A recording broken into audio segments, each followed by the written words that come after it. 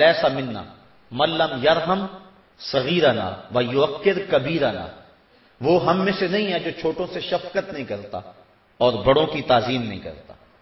بلکہ صوفیہ تو کہتے ہیں کہ چھوٹے کے ساتھ محبت اس لیے کرو کہ اس کے گناہ میرے سے کم ہوں گے، اور بڑے کی تعظیم اس لیے کرو کہ اس کی نیکیاں مجھ سے زیادہ ہوں گی۔ اور صوفیہ نے ایک اور بڑی خوبصورت بات کی، اور میں سمجھوں گا کہ یہ تصوف کی جان ہے۔ وہ کہتے ہیں جب کوئی عیب دیکھنے کا شوق آ جائے تو پھر اپنے اندر ڈھونڈو، اور جب خوبی دیکھنے کا شوق ہو تو پھر کسی اور میں تلاش کرو۔ اگر یہ مزاج بن جائے تو معاشرے کے اندر کتنی محبتیں پیدا ہو جائے۔ آج ہر شخص اپنے سے دوسرے کو حقیر سمجھتا ہے اور اپنے آپ کو بہتر سمجھتا ہے، جبکہ شریعت نے فرمایا کہ تم اپنے آپ کو ستھرا نہ کہو، اپنے آپ کو جو ہے وہ پاک نہ بتاؤ، بلکہ اللہ جس کو چاہے وہ ستھرا فرما دیتا ہے۔ تو جاہلیت کے وہ تعصبات اور وہ جو غلاموں آقا کے تفرقات اور امیر غریب کے جو تفرقات تھے، اسلام نے ان کو آ کر مٹایا ہے۔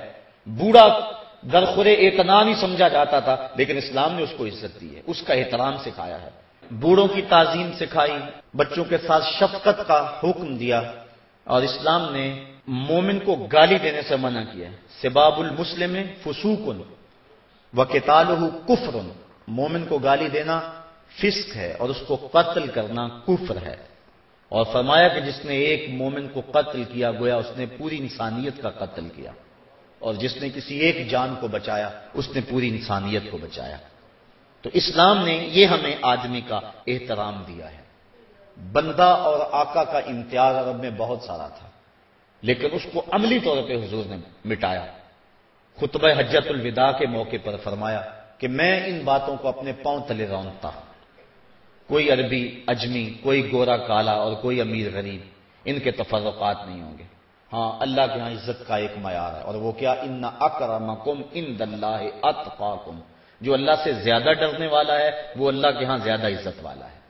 ورنہ سارے انسانوں کو ان کی ماں نے آزاد جنم دیا ہے، اور کسی کو حق نہیں پہنچتا کہ ان کو غلام بنائے۔ اور شریعت اسلامیہ نے ہمیں کتنے ضابطے دیے جس سے غلاموں کی آزادی کا ساماں ہوا۔ روزہ توڑ بیٹھو تو غلام آزاد کرو، قسم توڑ بیٹھو تو غلام آزاد کرو، زہار کے کفارے میں غلام آزاد کرو۔ تو کتنے کفارات ہیں۔ اس کے علاوہ بھی غلام آزاد کرنے کی ترغیب دی، اور ایک وقت آیا کہ دنیا سے غلامی ختم ہو گئی، اور جب تک غلام موجود رہے ان کے ساتھ اس نے سلوک کا درس دیا۔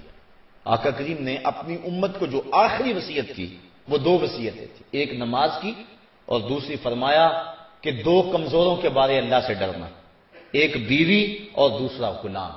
کہا یہ تمہارے دست نگر ہیں، کہیں ایسا نہ ہو کہ تم ان کو دکھ پہنچاؤ، بلکہ فرمایا عبیدکم اخوانکم، تمہارے غلام تمہارے بھائی ہیں، جو تم خود کھاتے ہو ان کو وہ کھلاؤ۔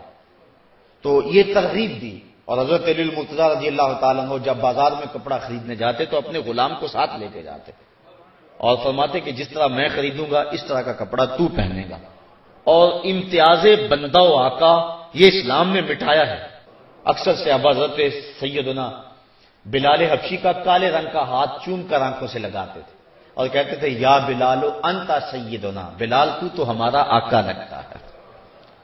تو یہ تعلیم تھی حضور کی، آدمیت کا یہ احترام سکھایا کہ دولت کی قلت کے باعث یا رنگ اور نسب کے معاملے کے اندر کوئی کسی کو تانا شریعت اسلامیہ میں نہیں دے سکتا۔ یہ ہمارے معاشرے کے اندر آج بھی جو چودھری کمی کا تصور موجود ہے یہ بالکل باطل تصور ہے۔ اسلام نے اس کی نفی کی ہے اور اس تفاخر کو توڑا ہے، اور حضور نے پاؤں تلے اس تفاخر کو روندا ہے کہ کسی کو کسی پر کوئی فضیلت نہیں، فضیلت کا معیار صرف تقوی ہے۔ ان اکرمکم عند اللہ اتقاکم۔